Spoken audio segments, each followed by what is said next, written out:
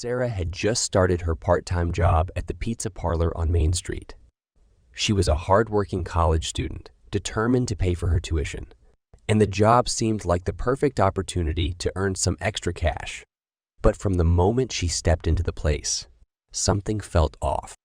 The pizza parlor was small, with a cozy atmosphere that reminded Sarah of her childhood. The walls were covered in photos of happy customers, and the smell of fresh pizza filled the air. But there was something else in the air, too. A sense of history, of secrets long buried. Sarah's curiosity was piqued, and she started to ask her coworkers about the history of the pizza parlor. That's when she heard about the mysterious death of the original owner, who had supposedly died in the basement of the building. Sarah's interest was piqued, and she started to do some research on the topic. She found old newspaper clippings and reports about the death, but the details were sketchy. Some reports said the owner had died of natural causes, while others hinted at foul play. Despite her lack of conclusive evidence, Sarah couldn't shake the feeling that there was something more to the story. She started to explore the basement of the pizza parlor, hoping to uncover some clues. The basement was dark and musty, with old boxes and equipment scattered around. Sarah's heart raced as she searched for anything that might shed light on the mystery. But all she found were old receipts and invoices, nothing that could answer her questions. As she was about to leave the basement, Sarah heard a strange noise. It sounded like someone was whispering her name, but when she turned around, there was no one there. She shook it off and hurried back upstairs, eager to get out of the creepy basement. But the mystery had already taken hold of her. Sarah couldn't stop thinking about the death of the original owner and the secrets that lay hidden in the pizza parlor. She knew she had to keep investigating, no matter how dangerous it might be.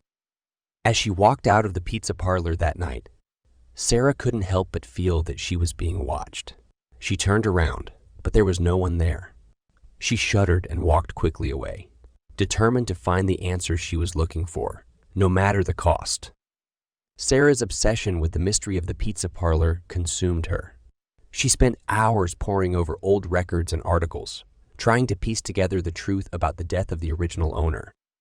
But the more she dug, the more she felt like someone or something was watching her. It started with small things. A pen would move on its own, or a book would fall off a shelf when Sarah was alone in the room. At first, she brushed it off as coincidence. But as the incidents grew more frequent, she started to feel like she was losing her mind. One night, as she was closing up the pizza parlor, Sarah heard a sound that made her blood run cold. It was a faint, eerie whisper coming from somewhere deep in the basement. She knew she should leave, but her curiosity got the better of her, and she slowly descended the stairs. The basement was even darker than she remembered, and as she made her way through the shadows, she saw movement out of the corner of her eye. She turned around, but there was no one there. It was as if the shadows themselves were alive. Suddenly, the whispering started again, louder this time. Sarah felt a cold breath on the back of her neck and spun around. But still, there was no one there. She felt like she was being toyed with, like the ghost of the original owner was mocking her. Sarah's coworkers noticed that she was becoming increasingly obsessed with the mystery of the pizza parlor. They warned her to stop, telling her that she was putting herself in danger. But Sarah was too far gone. She was determined to uncover the truth, no matter what the cost. One night, as she was leaving the pizza parlor, Sarah saw a figure in the shadows. It was the ghost of the original owner, and he was beckoning her to come closer. Sarah felt a sense of dread wash over her, but she couldn't resist. She followed the ghost down to the basement, where he revealed the shocking truth about his death. The ghost had been murdered, and his killer was still at large. Sarah was stunned, but also terrified. She knew that she was in danger, and that the ghost was trying to warn her. But it was too late. The ghost's power had already taken hold, and Sarah was trapped in a nightmare from which there seemed to be no escape. Sarah was consumed with fear. She knew that the ghost of the original owner was trying to tell her something, but she didn't know what to do. The whispering and strange occurrences continued, and Sarah's grip on reality was slipping away. One day, Sarah's coworkers found her in the basement, cowering in fear. She was muttering to herself and clutching a piece of paper with the name of the killer scrawled on it. They tried to snap her out of it, but Sarah was beyond reason. She was convinced that the killer was coming for her. As the days passed, Sarah's coworkers grew increasingly concerned. They had tried to convince her to seek help, but she refused. She was convinced that the ghost was the only one who could protect her. One night, Sarah was closing up the pizza parlor when she heard a noise. She turned around and saw the figure of a man standing in the shadows. It was the killer. Sarah felt a surge of fear and ran for her life. She could hear the killer's footsteps behind her, but she kept running until she stumbled and fell. As she lay on the ground, the killer loomed over her, but just as he was about to strike, the ghost appeared. The ghost's eyes blazed with anger as he confronted the killer. Sarah watched in horror as the ghost and the killer battled it out, with the fate of her life hanging in the balance. In the end, the ghost emerged victorious. The killer fled, never to be seen again. Sarah was safe, but she knew that she had been forever changed by her experience. She had come face with death and had survived. But at what cost? As she left the pizza parlor for the final time, Sarah felt a sense of relief wash over her. The ghost had saved her life, but she knew that she could never go back to that place. It was forever haunted by the memory of the murder, and by the ghost who still haunted it to this day. Sarah knew that she would never forget the horror of her experience at the haunted pizza parlor, and that she would always be haunted by the ghostly whispers that continued to echo in her mind. Years had passed since Sarah's harrowing experience at the haunted pizza parlor. She had moved on with her life, but she could never shake the feeling that something was unfinished. She knew that she needed closure. One day, Sarah received a call from the current owner of the pizza parlor. He had found something buried in the basement that he thought she might want to see. Sarah was hesitant at first, but curiosity got the better of her, and she agreed to meet him. As she descended the stairs to the basement, memories flooded back. The whispers of the ghost, the terror of the killer, and the feeling of helplessness all came rushing back. Sarah took a deep breath and pushed forward. The current owner led her to a corner of the basement, where he had uncovered a small box. He handed it to Sarah, who opened it with trembling fingers. Inside, she found a letter from the original owner of the pizza parlor. The letter explained everything. The original owner had known about the killer and had tried to stop him, but he had been too late. The guilt had consumed him, and he had taken his own life in the very basement where Sarah now stood. Sarah read the letter with tears streaming down her face. She finally had the closure she'd been seeking all these years. She knew that the ghost had been trying to tell her the truth, but she had been too afraid to listen. As Sarah left the pizza parlor for the final time, she felt a sense of peace wash over her. She had finally put the ghosts of the past to rest, and she could move on with her life. She knew that she would never forget the horror of her experience at the haunted pizza parlor, but she also knew that she had finally found the closure that she had been searching for. The pizza parlor still stood, a monument to the tragedy that had occurred there so many years ago. But for Sarah, it was no longer a place of fear and terror. It was a place of closure and healing.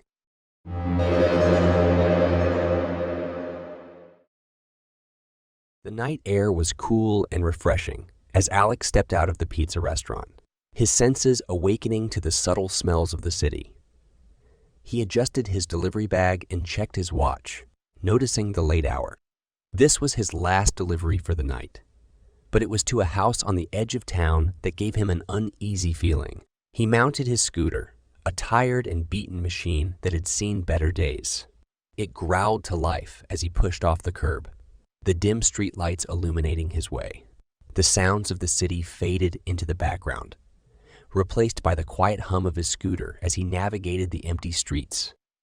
The house was easy to find, standing alone at the end of a long and winding road. It was old and dilapidated, with a musty smell that made Alex's nose twitch. He parked his scooter and took a deep breath, preparing himself for what lay ahead. As he approached the door, he couldn't help but notice the strange feeling that washed over him. It was as if the house itself was alive, pulsing with an otherworldly energy. He rang the bell and waited, his mind racing with questions. The door creaked open slowly, revealing a woman standing in the shadows. She wore a long black dress that hung loosely around her frame, and her hair was pulled back tightly. She took the pizza from Alex and beckoned him inside, insisting that he wait while she checked it. Alex hesitated, his instincts screaming at him to leave. But he didn't want to upset the customer, so he followed the woman inside. The house was old and run down, with peeling wallpaper and dusty furniture. Strange objects littered the room, including an old Ouija board and disturbing artwork. Alex tried to ignore his growing unease and waited for the woman to finish checking the pizza. But as the minutes ticked by, his sense of dread only increased. He couldn't shake the feeling that something was very wrong in this house, and that he should leave immediately. Finally, the woman turned to him and smiled, her eyes gleaming in the dim light. "Thank you, Alex," she said. "You may leave now." Alex didn't need to be told twice.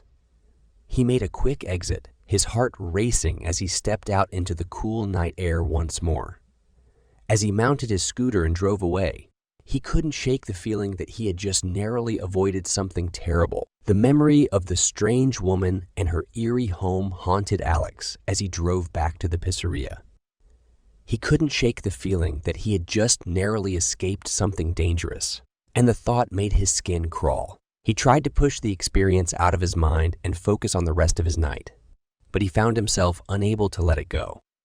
When he arrived back at the restaurant, he was greeted by his coworkers, who were all busily preparing orders for the next rush. But Alex couldn't bring himself to join in their banter and jokes. His mind was still preoccupied with the strange house and the unsettling feeling he had experienced there. As the night wore on, Alex's coworkers began to notice his distracted behavior. One of them, a girl named Sarah, finally pulled him aside to ask him what was wrong. I don't know, Alex admitted. I just delivered to this really weird house and something about it just doesn't feel right. Sarah furrowed her brow. What do you mean? Alex hesitated, not wanting to sound crazy. But eventually, he gave in and told her about the strange woman, the rundown house, and the sense of unease that had followed him all night. Sarah listened carefully, her eyes wide with interest. That's really creepy, she said. Have you ever heard of the legend of the cursed pizza? Alex shook his head, not sure he wanted to know. It's an old urban legend. Sarah explained.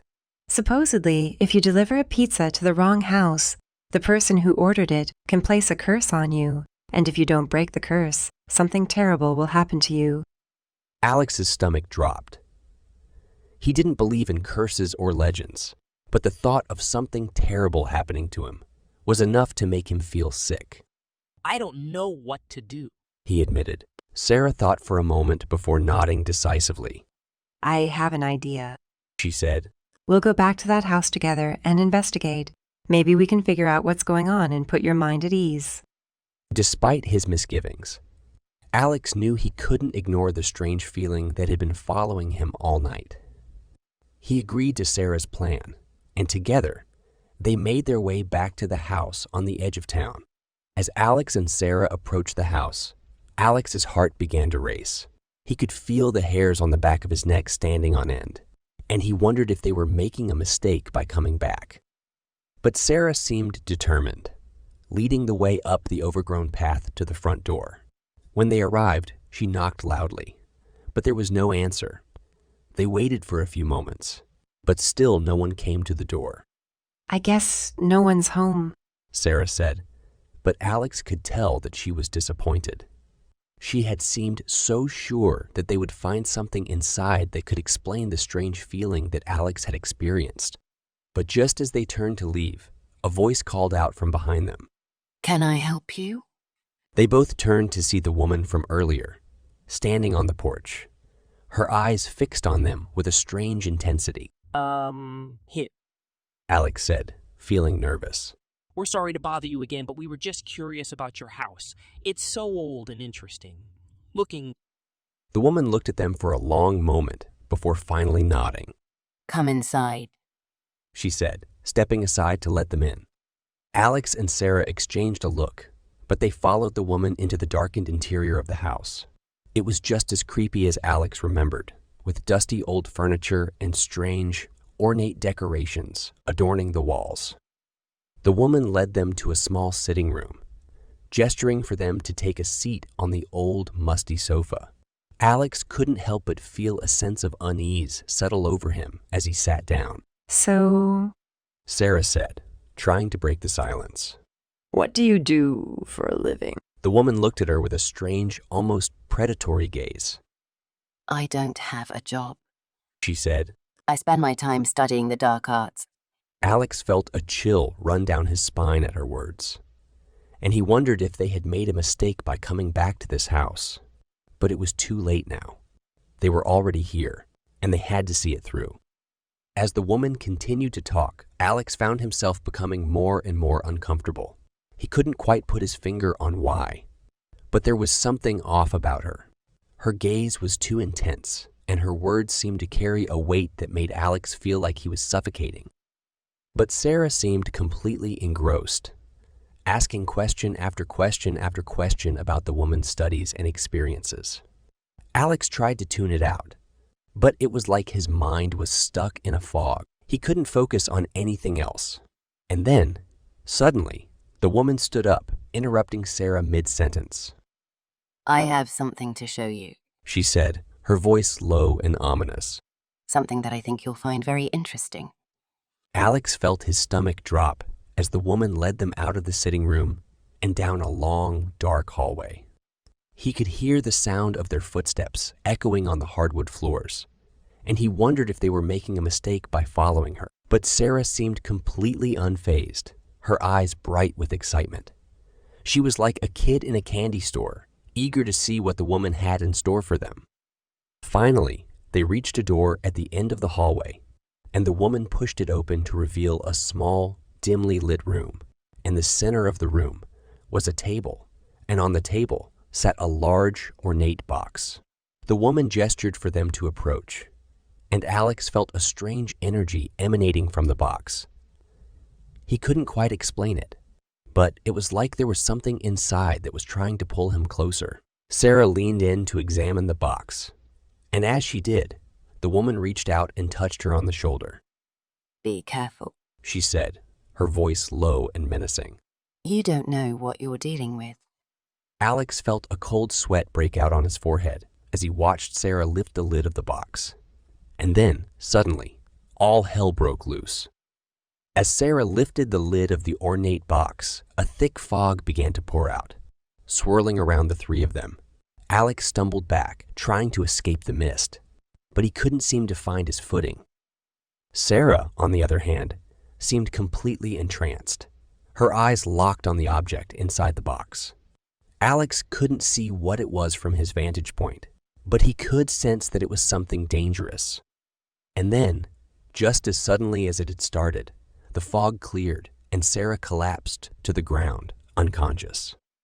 Alex and the woman rushed to her side, but she was completely unresponsive. The woman looked at Alex, her eyes full of fear. We have to get out of here. She said, her voice urgent. Now. Alex helped the woman lift Sarah onto her feet, and together they stumbled out of the room and down the hallway.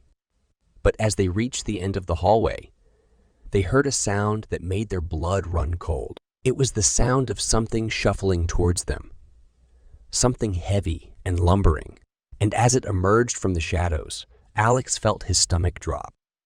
It was the creature from his nightmares, the one that had haunted him since childhood. Its skin was a sickly green, and its eyes glowed with an otherworldly light. The woman screamed, and Alex felt his body freeze. He wanted to run, to get as far away from the creature as possible. But his legs wouldn't obey him. And then, just when it seemed like all hope was lost, Sarah stirred. She groaned and rubbed her head, trying to make sense of what was happening around her. Sarah, we have to go. Alex said urgently, grabbing her arm and pulling her towards the door. Together, the three of them burst out of the house and into the cold night air. Alex didn't stop running until they were several blocks away, and even then, he couldn't shake the feeling that they were being followed. Days later, Sarah would wake up with no memory of what had happened that night. But for Alex, the memory would stay with him forever, a reminder of the dangers that lurked in the shadows.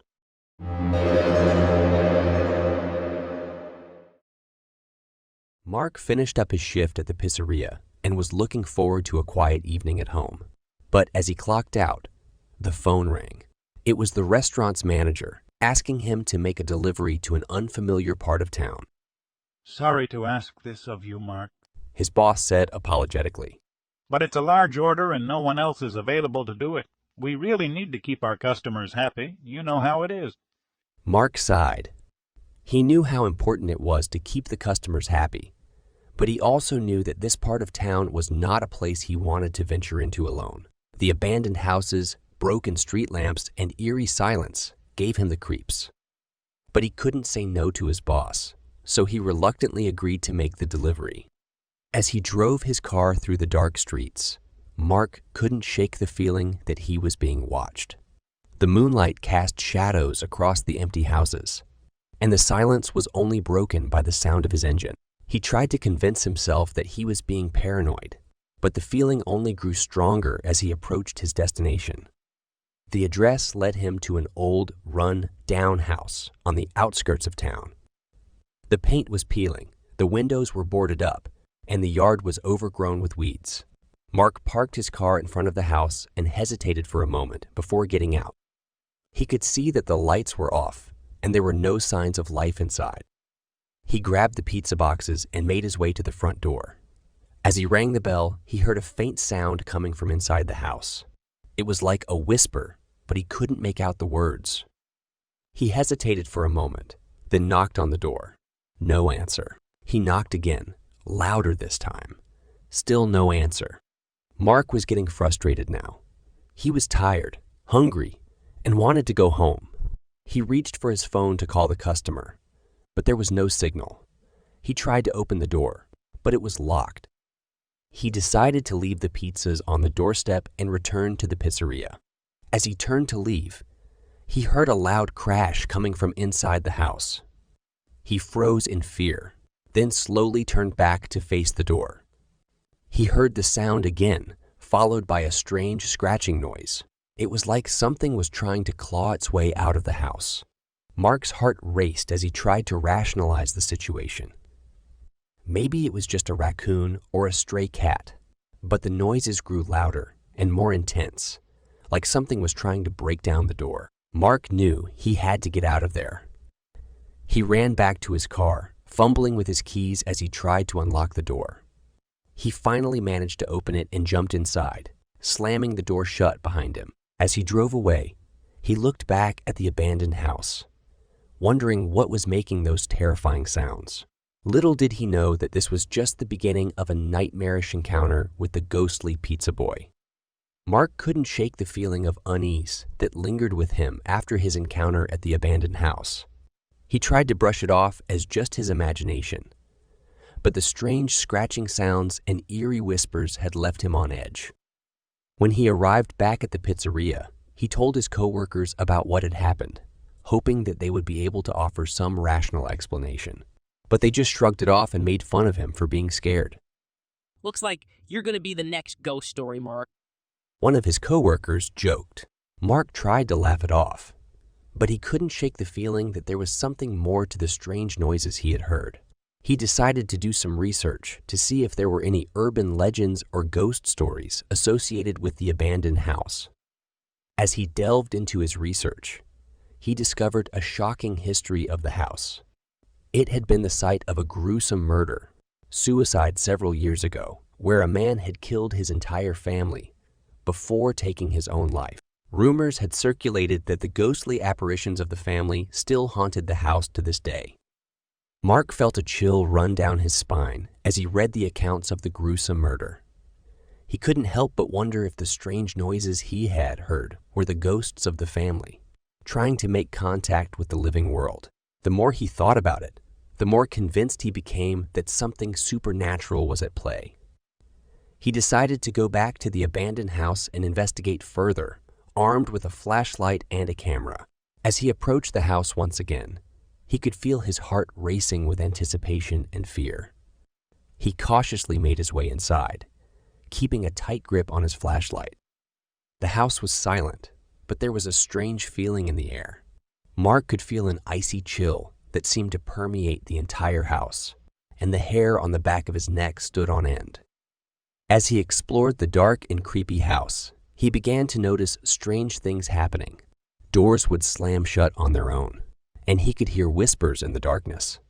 Shadows flickered on the walls, and he felt as if he was being watched. Mark realized that he had gotten in way over his head, and he needed to leave the house as soon as possible.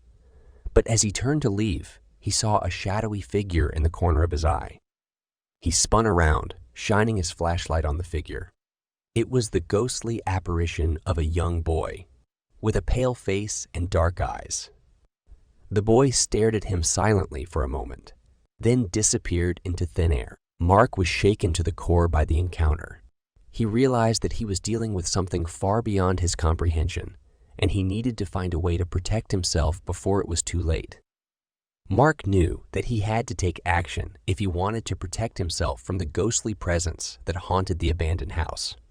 He spent the next few days researching everything he could about ghosts and paranormal activity, hoping to find a solution. Finally, he came across a book that detailed a ritual for banishing evil spirits. The ritual required certain ingredients, including sage and salt, and had to be performed at midnight in the presence of the spirit. Mark gathered the necessary ingredients and returned to the abandoned house, determined to banish the ghostly presence once and for all. As midnight approached, he set up the ritual in the center of the living room, lighting candles and burning sage. As the clock struck midnight, Mark could feel the presence of the ghostly apparition growing stronger. He held his breath, waiting for the moment when he could perform the banishing ritual. Suddenly, the candles flickered and went out, leaving Mark in complete darkness. He could hear the sound of footsteps coming closer, and he knew that the ghostly presence was in the room with him.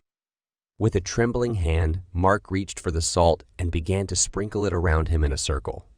He then lit a match, hoping to relight the candles and continue with the ritual.